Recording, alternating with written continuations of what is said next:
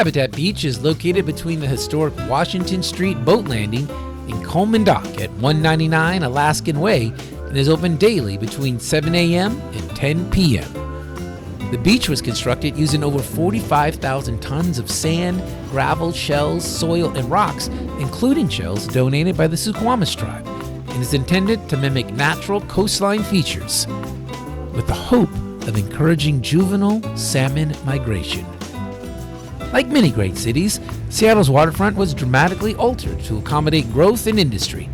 Habitat Beach returns a small part of the original coastline, inviting back old friends and welcoming new ones.